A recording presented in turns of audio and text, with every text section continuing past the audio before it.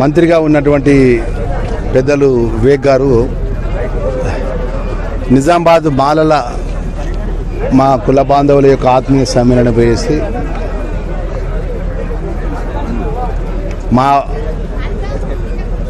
పేరు తీసుకొని మాట్లాడడం జరిగింది. అత్యంత బాధాకరం. ఎందుకంటే ఆ రోజు జరిగినటువంటి సంఘటన అనేది వారి పెద్దలు వెంకటస్వామి గారి యొక్క జన్మదిన కార్యక్రమంలో పాల్గొని నేను అక్కడ ఉన్నటువంటి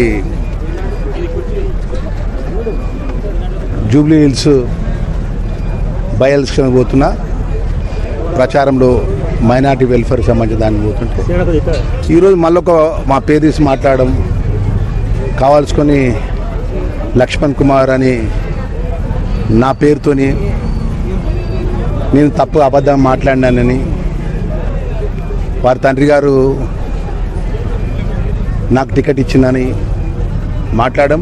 సరే, ఏదైనా కూడా అఖిల భారత కాంగ్రెస్ పార్టీ నాయకత్వం మల్లికార్జున ఖార్గే గారు, రాహుల్ గాంధీ గారు, మన పిసిసి అధ్యక్షులు ముఖ్యమంత్రి గారి నేతృత్వం లోపల రేపు ఉప ఎన్నికలు ఉన్నాయి.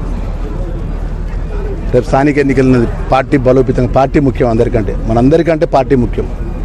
మనం రాష్ట్ర ప్రభుత్వం నడిపే వాళ్ళం, క్యాబినెట్లో ఉన్నాం. కాంగ్రెస్ పార్టీలో ప్రజలు నన్ను ఆశీర్వదించారు.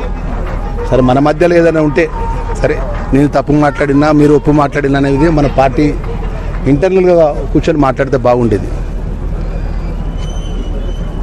ఏదేమైనా కూడా డాక్టర్ వివేక్ గారి యొక్క విఘ్నతకు, ఆయన మర్యాదకు, ఆయన గౌరవానికి వదిలిపెడుతున్నా తప్ప నేను దీంట్లో ఏం మాట్లాడదలుచుకోలేదు. ఎందుకంటే నేను పార్టీ లైన్ కట్టుబడినట్టు ఒకటే పార్టీని నమ్ముకొని, ఒకటే జెండాను నమ్ముకొని ఈ స్థాయికి వచ్చినట్టు సామాన్య కార్యకర్తను రాష్ట్ర క్యాబినెట్లో ఉన్న పార్టీ ముఖ్యం కాబట్టి పార్టీ లైన్ దాటిపోయేది లేదు. వారి విఘ్నతకే, వారి మర్యాదకే, ఈ అంశాన్ని వారు నిజామాబాద్లో మాట్లాడిన అంశాన్ని వారి యొక్క మర్యాదకే, వారి విఘ్నతకే వదిలిపెడతాను.